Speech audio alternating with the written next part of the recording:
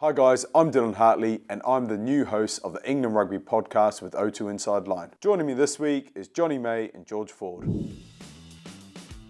George Ford and Jonny May, welcome. It's good to see you guys. I've not seen you since I retired. How are you doing? Yeah, good, thanks. Still missing you, obviously. What about you, Jonny May? How you been? Yeah, good, mate. Just on the loop, the performance cycle. Good Can to be you back explain playing to me rugby. what the performance cycle is? It's just the constant cycle of recovery to performing, to learning, to adapting.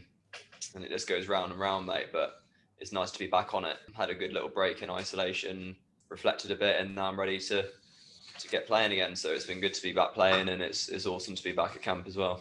Have you boys been looking forward to, I don't know, just rugby picking up or kind of getting some sort of normality again? Like, I've been watching games and it looks like a weird thing to be taking part in. What's it actually been like on the field? For me, it feels all right. Like, we just got to be essentially grateful for the opportunity to do our jobs. Of course, there's sacrifices we need to make, and it's obviously not ideal or what we're used to, not having fans and stuff, but we just got to count ourselves lucky that to some extent we can do what we love, considering that a lot of people out there can't do their jobs and probably going through a bit of a tougher time than we are. So it's been awesome just to be back playing rugby, but the circumstances are a bit strange.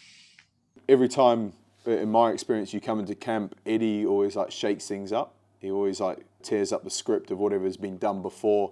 He's always got a new theme or a new mantra for that tournament.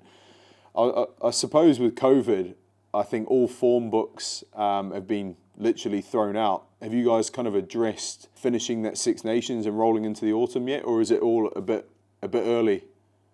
No, we have spoken about that. I think one of the first things, like you just mentioned there, Dill, Eddie mentioned, was COVID's almost brought everyone back to zero. So sort of like everyone's in effect starting again, to be honest, because you lose momentum from the last time we played in March and stuff. So, but obviously we've got too many camps, so there's been themes in and around that, and things with COVID that are different. So obviously we're in a different environment. There's different restrictions and different ways of doing things, which has probably freshened things up just because we've had to anyway, really. But yeah, we've definitely mentioned about getting these next few weeks right to focus on that Italy game to finish that Six Nations off. So I think it's probably a good thing we've got these few weeks as well, because it gives us time to get used to everything going on and the changes. So it's quite good. Fordy, I'll let you explain your nickname, the Red Rat. Well, it was originally the Rat, and now you're the Red Rat. I nicknamed Jonny the Rat and he nicknamed me back, which is how it came about. But there was one session, was it in Browns, Dylan? I think it might have been in Browns. No, it was when you were wearing that lipstick in Argentina. Oh, it was in Argentina. Oh my God, I've actually got that in my notes. Right, we need to put a bit of context to that story, Jonny. Oh, well, I'll tell it, seeing as we can't trust George to tell it properly. But basically, we were in a meeting out in Argentina, and I don't know, maybe the steaks are salty or the air's a bit dry out in Argentina, but George had a steak, mate. It must have been it must have been the air, but George had a terrible set of chapped lips on him. They were flaky, they were dry, they were shriveled. So he went to the shop to buy himself a lip balm. But I think he bought like a girl's cherry lip balm. So me and Dill are sitting in the meeting, and George has obviously put his lip balm on. We're looking at each other, and George speaks very well in meetings and always very professional. But we looked at George when he started talking. Then me and Dill looked at each other. We were like, "What the blimmin' hell has he got on his lips?" It looked like he had bright red lipstick on, and we were holding back. It was such a funny meeting. We were holding our tears back, holding our breath. I think it was the actual the meeting. It was a game tactics meeting, so it was kind of like boardroom setting, and Eddie. Yeah. I'm not sure if Eddie was in there, but it's a really serious meeting. Yeah. It was kind of 10, 15 minutes long, just short, sharp, bang, bang, bang. And George, you obviously ran the attack side of things in Argentina for that tour, and you were there addressing all these key points, and we were kind of like staring at you, stood up, talking to these points, and me and Jonny just couldn't control ourselves, and we actually burst out laughing. We're like crying at the table, and then you said, "Can I continue?" And then we tried kind of keeping our stuff together, and then we just burst out laughing again. You actually got really mad that you had pink lipstick on, and you couldn't. Yeah, the meeting was basically done. It was dust. It was scrap. But ever since then, you've been the Red Rat. You should actually be a bit more picky about what colours you wear because you've got a glow of red on you at the minute. It's when he gets embarrassed or gets angry. He's probably a bit of both right now. Talk to me about your boys' your friendship. Where's that born from? We first met in Saxons, didn't we? Which was years ago now, and that was the first time I come across Jonny. I always heard stories about him, about his funny sort of ways and his professionalism and stuff. And my first memory of him is walking past his room. We had a game in Newcastle for the Saxons. His door was wide open. He was in the bath doing these stretches. I walked in, I saw him in this bath, and I thought, this guy is he's crazy. So then, ever since then, really, we managed to naked stretching in the bath. Yeah, but he had his door open, so he obviously wanted to be seen. And then we were lucky enough to get picked in the senior squad together, and it just so happened to be that we had quite a lot of things in common in terms of like preparing and recovering and things like that. And then the relationship built from there. I managed to persuade him to come to Leicester for 3 years, which was good, wasn't it? Yeah, belted. So obviously, I had a house in Market Harborough. You know Market Harborough. It's up the road, yeah. And he bought his house on the way from my house to training, so I could pick him up every day on the way to training and drop him off. That's how he bought his house. So we spent a lot of time together there, and then obviously he went back to the Cherry and Whites where he belongs, where his family is, and our relationship's changed again now. What's the relationship? Where's it at now? Well, I ring him most days and he doesn't pick up, mate. I can testify to that, Jonny. That's basically where it's at. Dylan, 5 times a day is a bit excessive. I've gone on record a few times saying you're the most professional, diligent player I've ever played with or seen. You are amazing. Where's that born from? Well, thank you very much. That's kind, mate. No, I don't know. I've always found routine and discipline and to be able to repeat things, that's easy to me. I know a lot of boys might find that kind of side of things hard, but within my routine and what I can control is where I get my confidence and where I can put a lot of my stress and anxiety into, I guess. And obviously, I just always wanted to be the best player I can be. So anything really, anything that I can think is a % here or % there, I'm just desperate to do. That's cool. Can you? So I've seen you do these things, but can you put like a little bit of meat on the bones of what like your non-negotiables are? Like every day, your routine. So it's quite a long list at the moment. You got to remember, for like people at home, they see you at the weekend running fast, scoring tries, but they don't see how diligent you are during the week. And I think even from a former professional player, like I looked at you and went, that is mad. I don't know how you do that many things in your day. So can you tell us?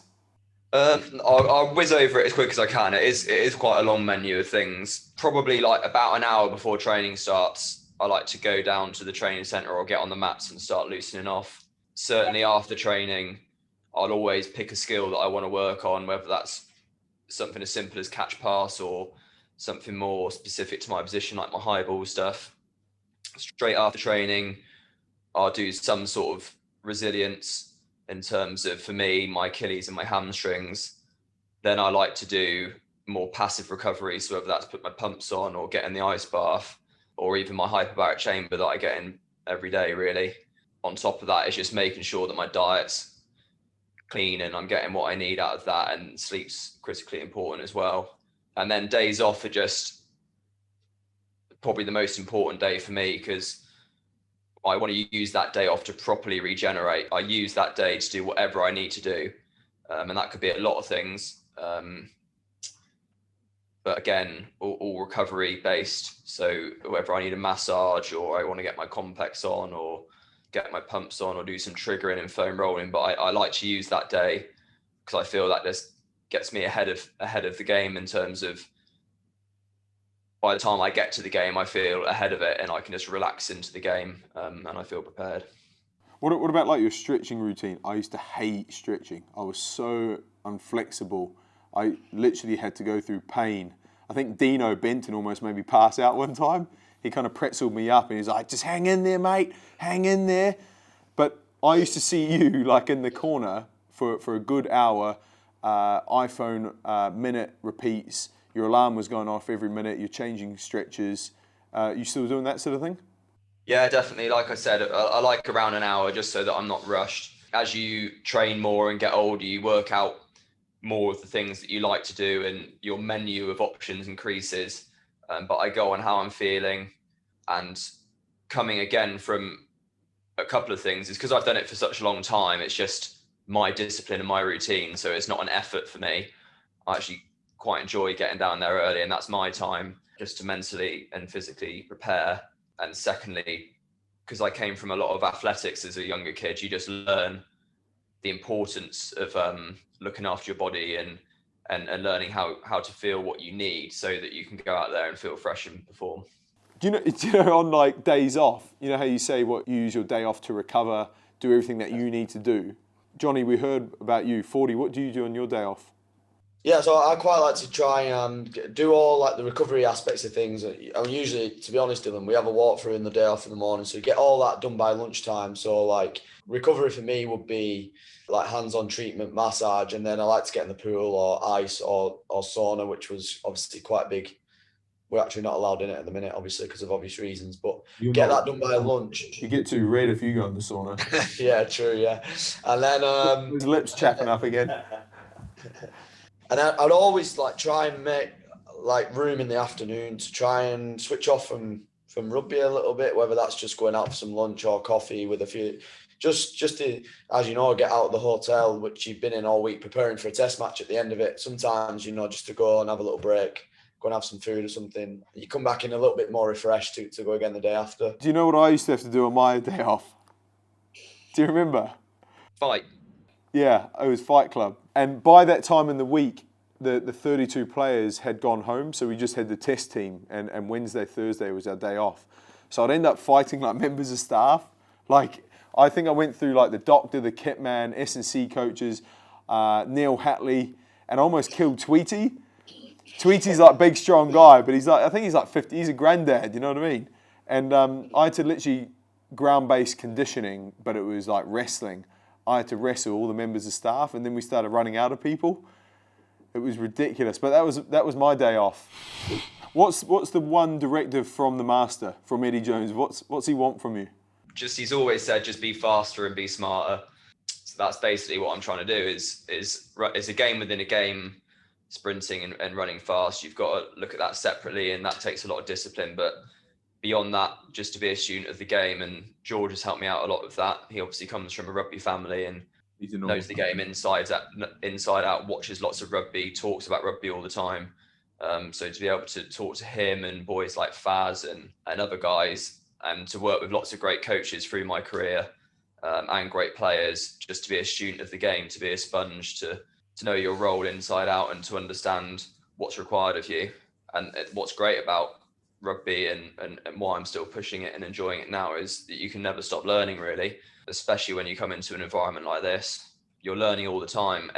Every session you do, every game you do, you're tweaking and learning and improving. Nice. Fordy, I was asking Jonny about his kind of good habits there. You, for me, have always been really diligent, not always improving yourself, but the sort of position you've always played and the role you've had within the team. You've also had to coach. Have you got any sort of things that are non-negotiables for you, kind of fundamentals to your day or your routine? Yeah, to be honest, probably learned a lot off Jonny in terms of that. He's obviously a standout when it comes to preparing and recovering, especially from a physical point of view. So I've learned pre-session, after session, to do all the little bits. Like Jonny said, everyone's got different aspects of the body they need to look after. Like Jonny needs to be quick. We're obviously, people like me and Faz are kickers, so we've got to look after our hips and everything that goes on and around that, really, to make sure that we can kick. So, Fordy, are you still doing your extra biceps? Because do you remember when Eddie was like, Fordy, mate, Fordy, we need to get some arms on you, mate. We need to fill the shirt. And I was just thinking, looking at you there, like, they're looking good, mate. The guns are looking all right. No, obviously, joking aside, you experienced it well as well, Dale, that we went through a stage of doing a lot of pump sessions, didn't we? Like, whether that was early in the morning or whether it was in the afternoon, and like. I mean, you were doing pump sessions. I was just doing fat burners, but we went through it. Yeah, we went through it. Yeah, that's still going on. Obviously, when you're in camp 24/7, there's loads of time to have these sessions. Yeah, but definitely that obviously was and is still a work on for me. Not being the biggest guy around and stuff, that to maintain my weight and try and get stronger is obviously a big thing, especially the way the game's going with everyone getting stronger, bigger, fitter, faster. So yeah, that's obviously a big thing. I just, what you touched on there about like sort of influencing others as well. Obviously in this environment, there's a lot put on the leadership and the leaders of the team to not only first and foremost do your own job, get your own house in order, but then to start influencing others. And I think that's probably in the last 2 or 3 years where I've been pushed as an individual from Eddie and the other guys like Craigie and the coaches to have an influence on the rest of the squad, because they always say that a training session or a performance at the weekend is a reflection of the leadership of the team. So I've learned a lot in terms of that. Do you remember that Argentinian tour that we went on, where basically the regular kind of starting 15 of the England team went on the Lions, and then there was about 5 or 6 of us that didn't make it, and we went to Argentina, and I looked around and it was like us three, Robbo, Joe Launchbury. The rest was like an under-18s or under-19s school tour. I mean, we had to deal with both Currys. That was hard enough.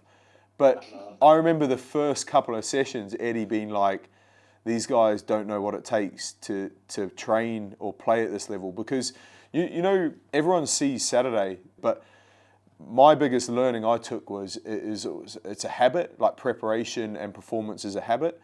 And I remember kind of having all these young guys on that tour. They just didn't have any idea of what was expected to train at that sort of level.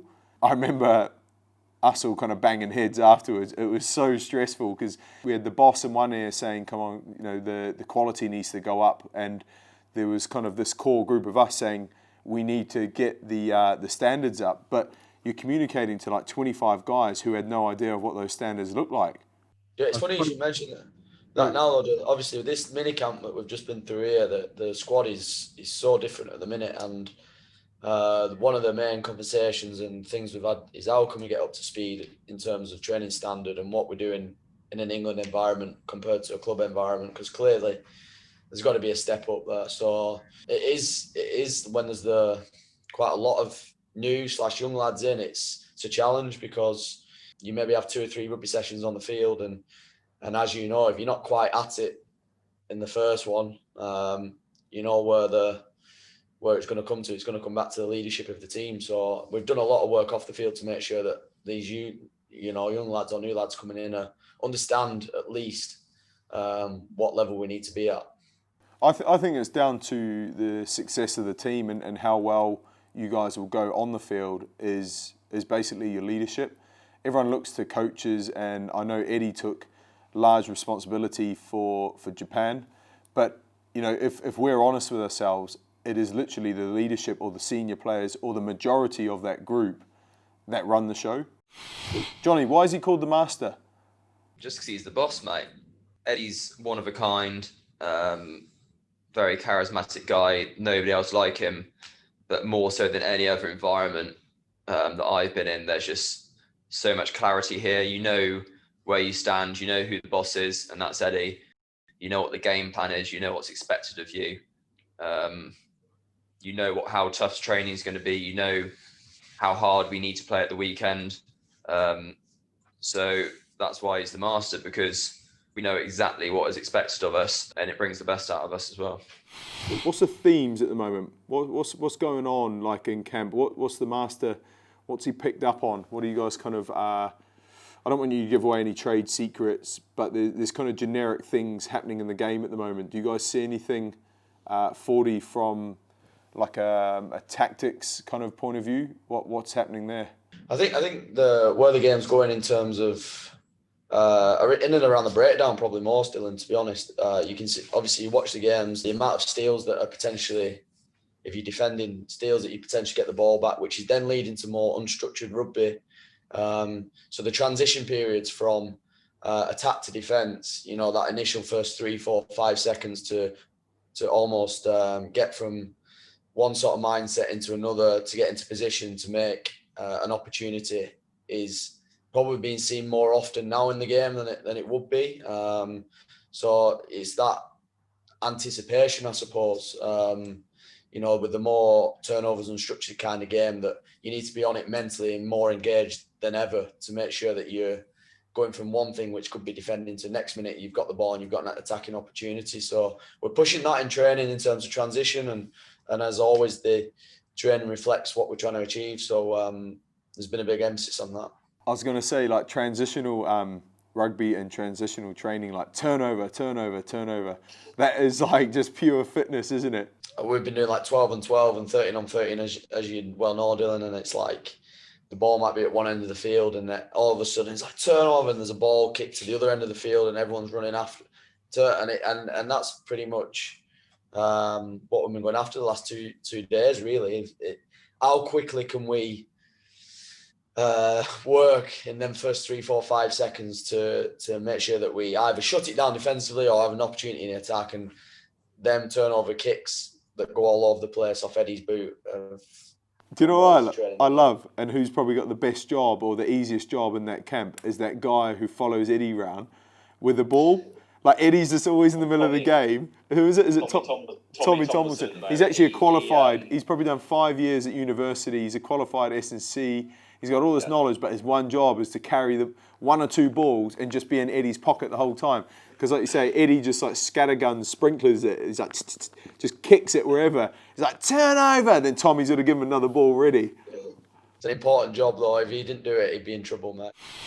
When I was obviously hanging on in camp for my last couple of years, I was literally thrown a bone by Eddie, the master, and he gave me an opportunity. And I think the way he worked me, pushed me, and it got more out of me physically and mentally. I felt like I became a better individual, physically and mentally.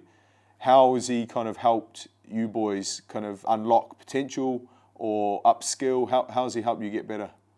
First and foremost, obviously the feedback you get from Eddie after every game you play, you're going to get some sort of feedback, and that's crucial as a player. But I think there's certain aspects that Eddie wants to keep pushing from an individual point of view. So, for example, for me, he's always been pushing my individual running game to be a threat with ball in hand, and to almost make that like a uniqueness to my game, and to make it a real strength. So he'll tip you up before training to say, make sure you give you 1 or 2 things to make sure that you've got that at the forefront of your mind to keep improving. And the other thing that I've learned so much about under Eddie is the leadership, just to be more demanding, more assertive at the right times, the understanding of having relationships with others and how important that is, and the time it takes for that to happen, to then make sure that when you get to a situation on the field, you can get a response out of your teammates. So like you said, Dylan, the responsibility put on the leaders and the leadership group is pretty big here in camp. So the way that's pushed as an individual in that group has been something I've really learned under Eddie as well. I think like going back, I've played in teams where a lot of the week is spent around the team preparing for a game, and almost the individuals within that team are forgotten. And towards the end of my kind of career, Eddie and certainly Chris Boyd here at Northampton provided training times for individual improvement, because loads of people do extras post-training, you know what I mean? But I remember we started integrating kind of 15, 20, half-hour blocks into a training hour or an hour and 20 on individual kind of skills. Are you guys still doing that sort of thing? Yeah, there's always different themes and different ways of going about it, but we do this thing called bacon and eggs and steak and eggs. So bacon eggs in the morning, steak and eggs in the evening. They're individualized to what the person. Can you tell me why it's called bacon and eggs? When we were first on the schedule, I thought, oh, fair enough, we're having bacon and eggs. But it's normally at 6 o'clock in the morning, and it's normally in the gym, and it's not got any bacon and eggs. But that's just what we call it. But for instance, me and George had a bit of Achilles work and some ankle work this morning. And we both did a bit of stretching. Some other guys might need a bit of weight. Some guys are on the watt bike deal. That would have been you. It's not actually that long ago that I was there, but bacon and eggs was in the schedule. And my bacon and eggs was either fighting, like ground and pound with a member of staff, or watt bike, quite the opposite of actual bacon and eggs. Off the back of 2015 on home soil, obviously there's a lot of change, and Eddie came in. That sort of season that followed, have you guys got fond memories of that 2016? We obviously Grand Slammed that tournament after 4 or 5 years of being runners-up in the tournament, and then toured Australia and created a bit of history down there. Have you guys got good memories? Jonny's shaking his head saying no. Shaking my neck, sorry. George can answer this one. Yeah, no, the one thing I can remember, obviously, for the lads involved in 2015, massive disappointment, and then, like you said, quite a lot of change. The difference in intensity of training, which Eddie brought in from the off, was, as you can probably imagine, something like we'd never experienced before. So, like that was crucial, I thought, in making us successful that year. Obviously, we had a really good Six Nations, and we enjoyed it. I think that summer tour to Australia was the best tour I've been on for all aspects. I think, you know, we had a really good squad go out there. We went to Sydney, Melbourne and Brisbane, 3 great places. It was the obviously England-Australia rivalry, and the fact that we won the first 2 tests, and, you know, it could have been easy to go 2-1, but we managed to pull through in that 3rd test to go 3-0, and just how good that feeling was, really, of obviously back in the Grand Slam up with a 3-0 win in Australia was a great year, yeah. But there was definitely a difference in the way we prepared under Eddie, and that transferred on the field. I remember it was a proper shock. He basically said, he came in and said we weren't fit enough to play the game that we need to play. And the good thing is, he said, he challenged us. He said, we're going to train a lot harder, but we're going to be number 1 in the world and you're going to win a World Cup. He said all these things, and he started kind of repeating that mantra daily, talked about winning daily. Training was unbelievably hard. Like, we all got pushed to a place that, and it continued to ratchet up. But the good thing he did, a good bit of psychology, in my opinion, was he provided like the GPS, the data. So he showed us where we're at, and every week we made these little, you know, changes, and we improved every week. And then it was almost self-fulfilling. We started believing we were fitter. We believed we were getting better. And, you know, a byproduct of that stuff was we had a good game management and game, and we were winning. So it was almost self-fulfilling. We created a really good belief there, and I think that was down to Eddie's sort of psychology, I think. One last question, right? How have you boys changed over the years? So George, I've always seen you as really diligent, quite serious, bit of a rugby nose. But do you know what though, from such a young age, did you play at 16 or 17 professionally? 16, yeah. 16. Like, and obviously the relationship with your father, being a player and a coach, it's kind of rugby's ingrained in you, and being a fly half, it is your job to coach the team as well as play. So I've seen a consistency in you, in your professionalism. How have you matured over the years? Have you learned to relax?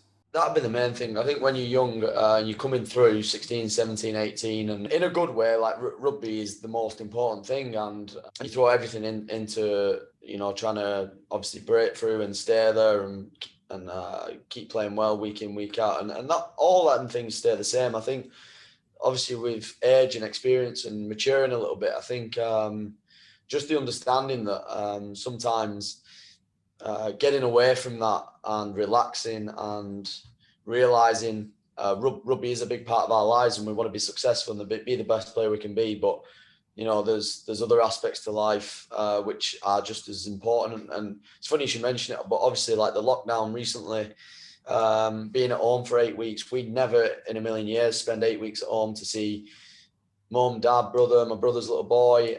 You know what it's like in the season. You might get a couple of days here and there or a week. So that was a realization to me as well, that just how full on we are when we're going from game to game, camp to camp, season to season, and just the realization that obviously, you know, the other parts of life of being around the people you love and want to spend time with is incredible, really. I think just from experience, like the all-consuming nature of what you boys are doing, and I think that balance that you're talking about of having your family can actually make you a better player, better teammate, better leader, by being able to switch off, unwind, all these sorts of things. Jonny, question for you. I've seen you mature as well, Jonny, and I think you're a great example of the things we've talked about in terms of your diligence and your professionalism, but do you think as a person you've grown as well?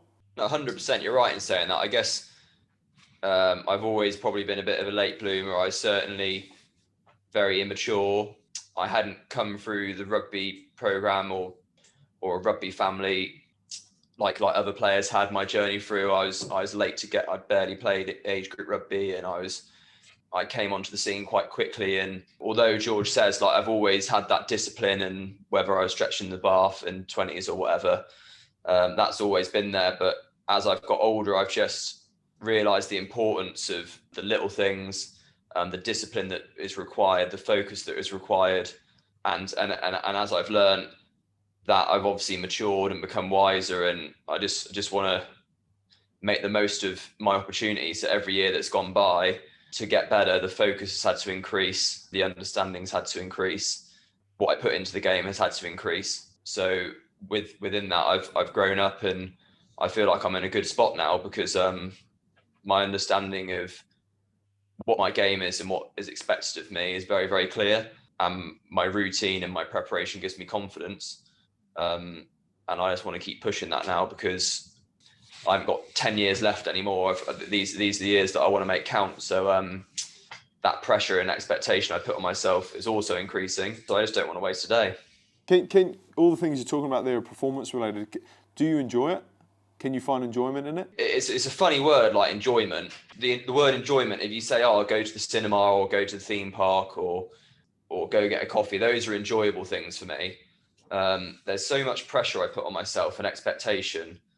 The word enjoyment doesn't really match that in terms, but like I ask myself a couple of questions and I say, would I want to be anywhere else doing anything else? And the answer is no. So even though imagine in a final or a massive test match when you're feeling under pressure or the program's demanding of you, I ask myself, would I rather be anywhere else? And the answer is no. I'd rather be here doing that. And the second thing is I just love I do love the process of the challenge. It's an addictive thing.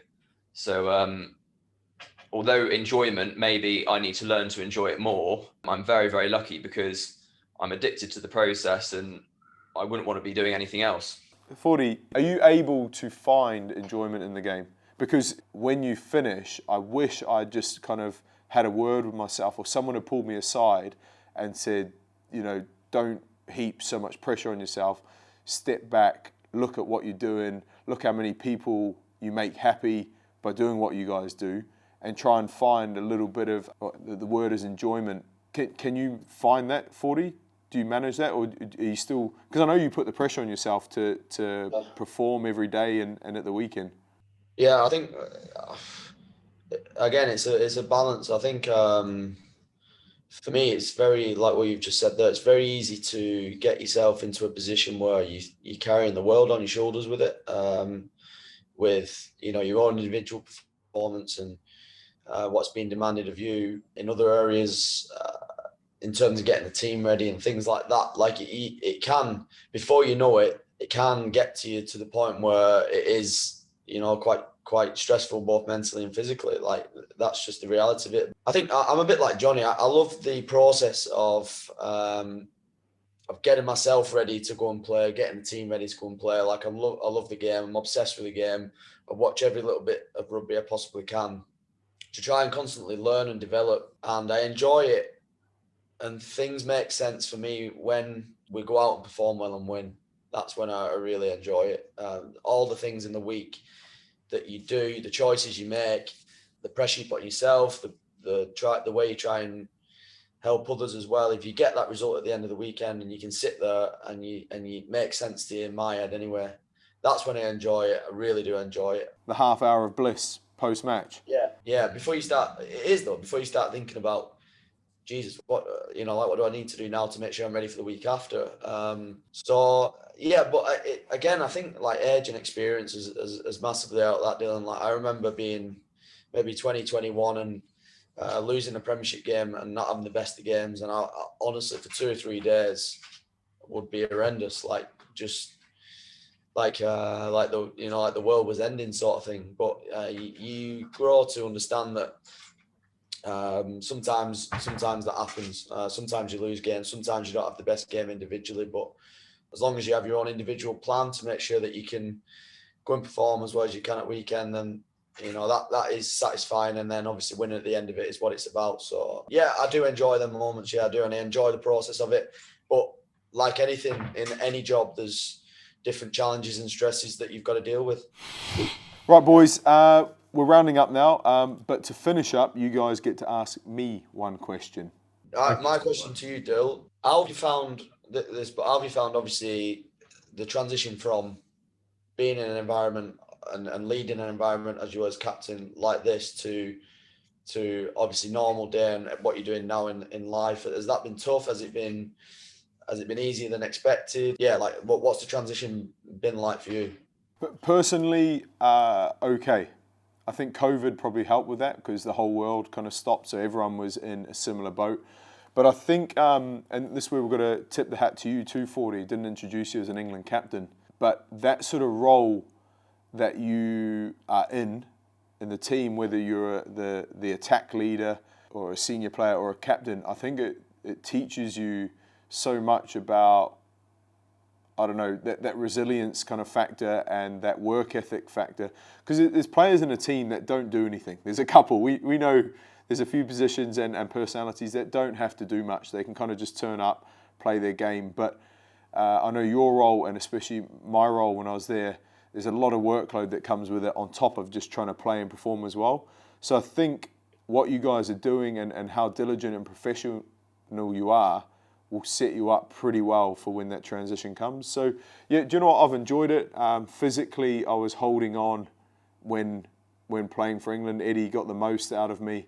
So when I finished, it was quite a sigh of relief. I could not let myself go, but I didn't have to keep doing down and ups and all that sort of mobility and the accelerations and my body fat, all these things, I was getting tested weekly. So mentally, I kind of created this, it was almost like a high performance thing, but I suppose like an OCD and a worry. I was always thinking about it. Every day I thought about what I was eating, and then I thought about my fitness, and now it's just, I've down tools a little bit, and mentally I feel at peace.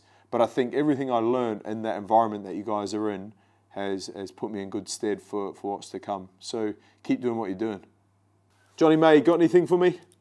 What do you want for Christmas, mate? What do I want for Christmas? Oh, gee whiz. I'd love a sauna. I would absolutely love a sauna. Great answer. We all share the same agency, so I'm like hounding the agency at the minute. And if anyone's listening to the pod, this is a good thing about a pod, right? You can pitch for free stuff. Yeah. You get free work, or not free work, you get free things and hopefully paid work. So if anyone wants to sponsor an old washed up player, apparently sauna is on my Christmas list. Thank you, Jonny. Great question. Guys, thank you so much for your time. It's been great to catch up with you. I wish you all the best for the season to come, and I look forward to seeing you in person. Thank you, boys. Cheers. Cheers.